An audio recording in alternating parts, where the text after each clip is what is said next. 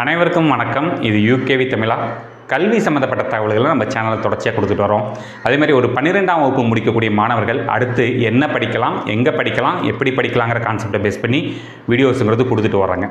இப்போ நம்ம கடைசியாக விஐடியோட மொத்த சீட்ஸோட எண்ணிக்கை என்ன, கவுன்சிலிங் ப்ராசஸ், இது சம்மந்தப்பட்ட A to Z தகவல்கள் கொடுத்துருந்தோம். அதை பார்த்துட்டு நிறைய பெற்றோர்கள் மற்றும் மாணவர்கள், சார் இந்த விஐடி மாதிரியே அமிர்தா யூனிவர்சிட்டியோட டீட்டெயில்ஸ் சொல்ல முடியுமா, அமிர்தா யூனிவர்சிட்டியில் மொத்தம் எத்தனை கேம்பஸஸ், மொத்தம் எத்தனை சீட்டு கவுன்சிலிங்க்கு வரப்போகுது, எத்தனை பேர் ட்ரை பண்ணலாம் அப்படிங்கிற தகவல்கள் கேட்டிருந்தாங்க. ஸோ அவங்களுக்கான ஒரு விளக்கமாக தான் இந்த வீடியோங்கிறது இருக்க போகுது. ஸோ அமிர்தா யூனிவர்சிட்டியோட கவுன்சிலிங் மற்றும் நம்பர் ஆஃப் சீட்ஸ் பற்றின A to Z தகவல்கள் வேணுங்கிறவங்க இந்த வீடியோவை ஸ்கிப் பண்ணாமல் பாருங்கள். So based upon VIT details நிறைய பேர் அமிர்தாவோட டீட்டெயில்ஸை ரெக்வஸ்ட் பண்ணியிருந்தீங்க. ஸோ அமிர்தா யூனிவர்சிட்டிங்கிறது நிறைய ஒரு 6 கேம்பஸ் 7 கேம்பஸ் வந்தாச்சுங்க.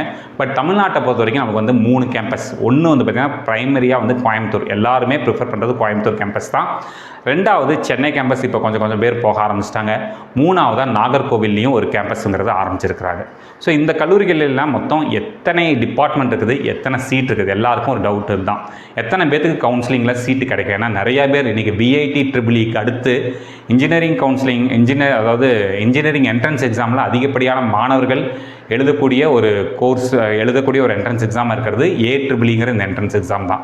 ஸோ இந்த AEEE என்ட்ரன்ஸ் எக்ஸாம் எழுதி போகிறவங்களுக்கு மொத்தம் எத்தனை பேருக்கு தான் சீட்டு கிடைக்க வாய்ப்பு இருக்குது அப்படிங்கிற தகவல்கள் தான் பார்க்க போகிறோம். இதில் ஃபஸ்ட்டு வந்து நான் கோயம்புத்தூரில் சொல்ல போகிறேன்.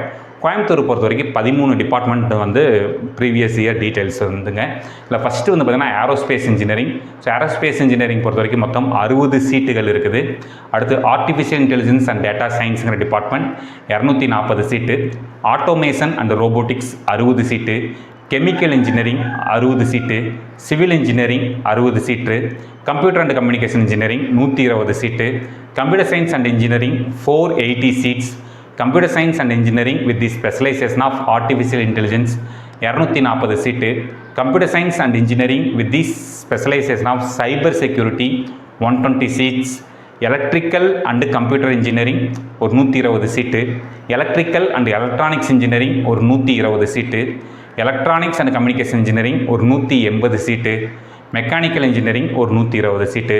மொத்தமாக கோயம்புத்தூர் கேம்பஸில் எத்தனை சீட்டுக்கு அவங்க அஃபிஷியல் அப்ரூவல் இருக்குதுன்னு பார்த்திங்கன்னா 1980 சீட்ஸ். நம்ம விஐடி வேலூர் கூட பாருங்கள் 5800 சீட்ஸ் வரைக்கும் இருக்குது. ஆனால் அமிர்தா கோயம்புத்தூரில் நம்மளுக்கு எத்தனை சீட்டுக்கு பாசிபிலிட்டிஸ் இருக்குதுன்னு பார்த்திங்கன்னா 1980 சீட்ஸ்க்கு மட்டும்தான் அஃபிஷியலாக இருக்குது.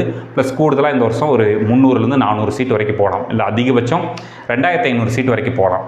அடுத்து Chennai campus. So Chennai campus பொறுத்த வரைக்கும் 7 department. Computer and communication engineering CCE 60 seat.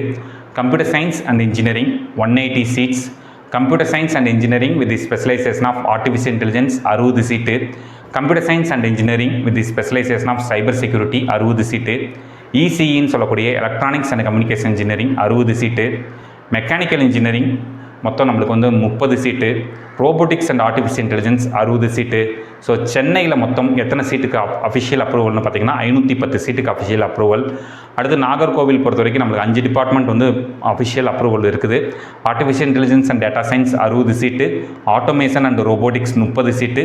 Computer science and engineering ஒரு 240 சீட்டு. ECE 60 seat. மெக்கானிக்கல் இன்ஜினியரிங் ஒரு 30 சீட்டு. மொத்தம் 420 சீட்ஸ் இருக்குது. ஸோ அரவுண்ட் நீங்கள் இந்த கவுன்சிலிங் ப்ராசஸ் எல்லாமே கலந்துக்கிட்டிங்கன்னா மொத்தம் கோயம்புத்தூர் கேம்பஸ், சென்னை கேம்பஸ் மற்றும் நாகர்கோவில் கேம்பஸ் எல்லா கேம்பஸும் சேர்த்துனிங்கன்னா மொத்தம் ஒரு 3000 பேத்துக்கு தான் வந்து இந்த கவுன்சிலிங்கில் சீட்டுங்கிறது கிடைக்கிறதுக்கு வாய்ப்பு இருக்குது.